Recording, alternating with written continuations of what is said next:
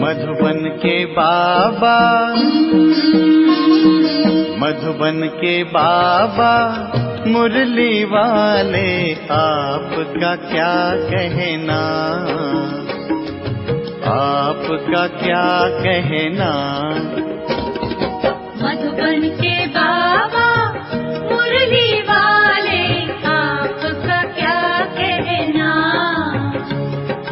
आपका क्या कहना। ओम शांति, ओम शांति। 13/11/2023 का प्रातः मुरली। ओम शांति। बाप दादा मधुबन। मीठे बच्चे, तुम्हारी सच्ची सच्ची दीपावली तो नई दुनिया में होगी, इसलिए इस पुरानी दुनिया के झूठे उत्सव आदि देखने की दिल तुम्हें नहीं हो सकती। प्रश्न, तुम होली हंस हो, तुम्हारा कर्तव्य क्या है? उत्तर, हमारा मुख्य कर्तव्य है एक बाप की याद में रहना और सबका बुद्धि योग एक बाप के साथ जुड़ाना।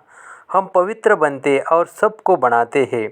हमें मनुष्य को देवता बनाने के कर्तव्य में सदा तत्पर रहना है।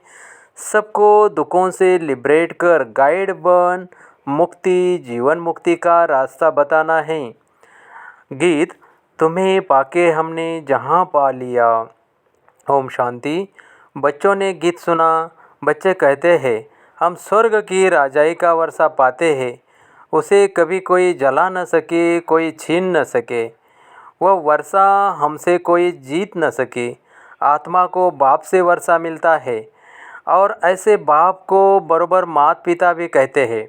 माता पिता को पहचानने वाला ही इस संस्था में आ सकता है। बाप भी कहते हैं, मैं बच्चों के सम्मुख प्रत्यक्ष हो पढ़ाता हूँ, राजयोग सिखाता हूँ। बच्चे आकर बेहद के बाप को अपना बनाते हैं। जीते जी धर्म के बच्चे जीते जी लिए, धर्म के बच्चे जीते जी ले जाते हैं। आप हमारे हैं, हम आपके हैं। तुम हमारे क्यों बने हो? कहते हो, बाबा आपसे स्वर्ग का वर्षा लेने हम आपके बने हैं। अच्छा बच्चे, ऐसे बाप को कभी फारकती नहीं देना, नहीं तो नतीजा क्या होगा? स्वर्ग की राजाई का पूरा वर्षा तुम पा नहीं सकेंगे। बाबा मम्मा महाराजा महारानी बनते हैं ना, तो पुरुषार्थ कर इतना वर्षा पाना है।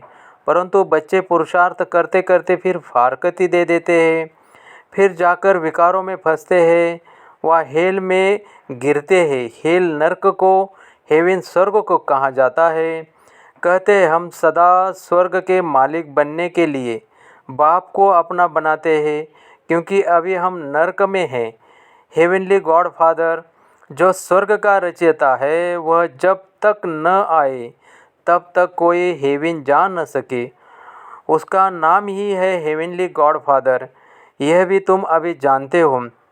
बाप कह रहे हैं, बच्चे तुम समझते हो, बरोबर बाप से वर्षा पाने के लिए हम बाप के पास आए हैं 5000 वर्ष पहले मुआफिक। परंतु फिर भी चलते चलते माया के तूफान एकदम बर्बाद कर देते हैं। फिर पढ़ाई को छोड़ देते हैं, गोया मर गए। ईश्वर का बनकर फिर अगर हाथ छोड़ दिया तो गोया नई दुनिया से मरकर पुरानी दुनिया में चला गया। हेवनली गॉड फादर ही नरक के दुख से लिबरेट कर फिर गाइड बन स्वीट साइलेंस होम में ले जाते हैं, जहाँ से हम आत्माएं आई है। फिर स्वीट हेवन की राजाई देते हैं। दो चीज़ देने बाप आते हैं, गति और सदगति। सतयुग है सुखधाम, कलयुग है दुखधाम, और जहाँ से हम आत्माएं आती है वह है शांतिधाम। यह बाप है ही शांति दाता, सुखदाता। फॉर फ्यूचर इस अशांत देश से पहले शांति देश में जाएंगे, उसको स्वीट साइलेंस होम कहा जाता है। हम रहते ही है वहाँ। यह आत्मा कहती है कि यह हमारा स्वीट होम वह है। फिर हम जो इस समय नॉलेज पढ़ते हैं उससे हमको स्वर्ग की राजधानी मिलेगी। बाप का नाम ही है heavenly father, liberator, guide, knowledgeful, blissful, ज्ञान का सागर। रहमदिल भी है। सब पर रहम करते हैं, तत्वों पर भी रहम करते हैं, सभी दुख से छूट जाते हैं। दुख तो जानवर आदि सबको होता है ना, कोई को मारो तो दुख होगा ना। बाप कहते हैं मनुष्य मात्र तो क्या, सभी को दुख से लिबरेट करता हूँ, परंतु जानवरों को तो नहीं ले जाएंगे। ये मनुष्य की बात है। ऐसा बेहद का बाप एक ही है, बाकी तो सब दुर्गति में ले जाते हैं। तुम बच्चे जानते हो बेहद का बाप ही स्वर्ग की व मुक्तिधाम की गिफ्ट देने वाला है। वर्षा देते हैं ना, ऊंच ते ऊंच एक बाप है। सभी भक्त उस भगवान बाप को याद करते हैं।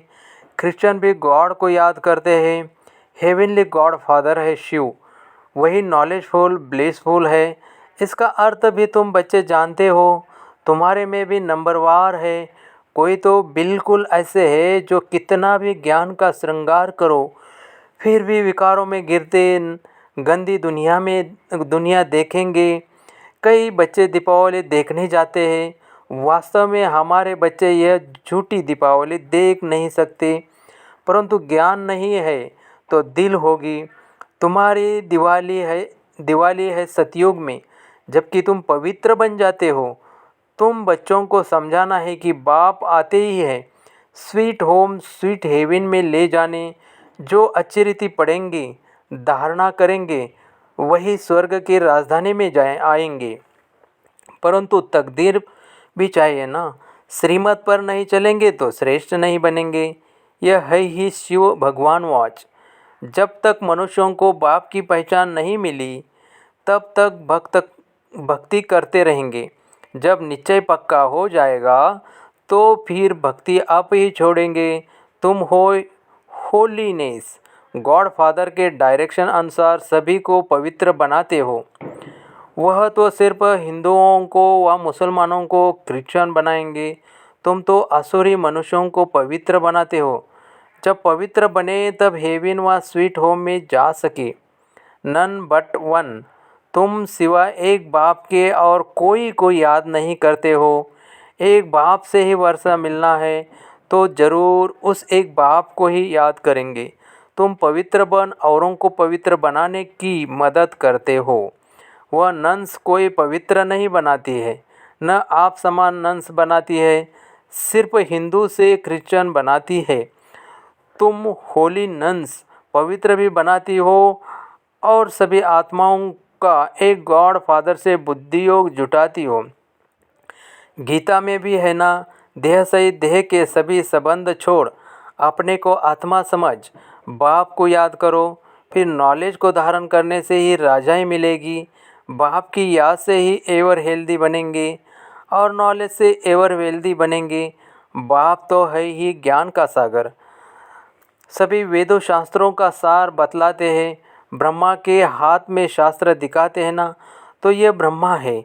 शिव बाबा इनके द्वारा सभी वेदों शास्त्रों का सार समझाते हैं। वह है ज्ञान का सागर। इनके द्वारा तुमको नॉलेज मिलती रहती है, तुम्हारे द्वारा फिर औरों को मिलती रहती है। कई बच्चे कहते हैं बाबा हम यह रूहानी हॉस्पिटल खोलते हैं जहाँ रोगी मनुष्य आकर निरोगी बनेंगे, स्वर्ग का वर्षा लेंगे, अपना जीवन सफल करेंगे, बहुत सुख पाएंगे। तो इतने सबकी आशीर्वाद जरूर उनको मिलेगी।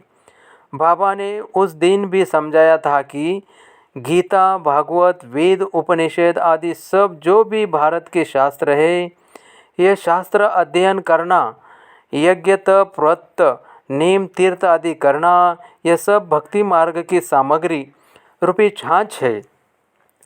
एक ही श्रीमद् भगवत गीता के भगवान से भारत को मक्खन मिलता है। श्रीमद् भगवत गीता को भी खंडन किया हुआ है। जो ज्ञान सागर पतित पावन निराकार परमपिता परमात्मा के बदले श्री कृष्ण का नाम डालकर छाछ बना दिया है, एक ही कितनी बड़ी भारी भूल है। अभी तुम बच्चों को ज्ञान सागर डायरेक्ट ज्ञान दे रहे हैं। अभी तुम जानते हो कि यह सृष्टि चक्र कैसे फिरता है, यह सृष्टि रूपी झाड़ की वृद्धि कैसे होती है। तुम ब्राह्मण हो चोटी, शिव बाबा है ब्राह्मणों का बाप, फिर ब्राह्मण से देवता, फिर क्षत्रिय, वैश्य, शूद्र बनेंगे। ये हो गई बाजोली। इसी को 84 जन्मों का चक्र कहा जाता है। वेद सम्मेलन करने वालों को भी तुम समझा सकते हो। भक्ति है छाछ, ज्ञान है मक्खन, जिससे मुक्ति जीवन मुक्ति मिलती है। अब अगर तुमको विस्तार से ज्ञान समझना है तो धैर्यवत होकर सुनो। ब्रह्म कुमारियाँ तुमको समझा सकती है। शास्त्रों में भी लिखा हुआ है, भीष्म पितामह, अश्वत्थामा आदि को पिछाड़ी में इन बच्चों ने ज्ञान दिया है। अंत में यह सब समझ जाएंगे कि यह तो ठीक कहते हैं। अंत में आएंगे ज़रूर। तुम प्रदर्शनी करते हो, कितने हजार मनुष्य आते हैं, परंतु निश्चय बुद्धि सब थोड़ी ही बन जाते हैं। कोटों में कोई ही निकलते हैं जो अच्छी रीति समझकर निश्चय करते हैं। अच्छा, मीठे मीठे सिकिलदे लकी ज्ञान सितारों प्रति मात पिता बाप दादा का नंबरवार पुरुषार्थ अनुसार याद प्यार और गुड मॉर्निंग। रूहानी बाप की रूहानी बच्चों को नमस्ते। धारणा के लिए मुख्य सार, पवित्र बन। आप समान पवित्र बनना है। एक बाप सिवाय किसी को भी याद नहीं करना है। 2, अनेक आत्माओं की आशीर्वाद लेने के लिए रूहानी हॉस्पिटल खोलनी है। सबको गति सद्गति की राह बतानी है। वरदान, ब्रह्मा बाप को फॉलो कर फर्स्ट ग्रेड में आने वाले समान भव। सभी बच्चों का ब्रह्मा बाप से बहुत प्यार है। प्यार की निशानी है समान बनना। इसमें सदा यही लक्ष्य रखो कि पहले मैं, ईर्ष्यावश पहले मैं नहीं, वह नुकसान करता है।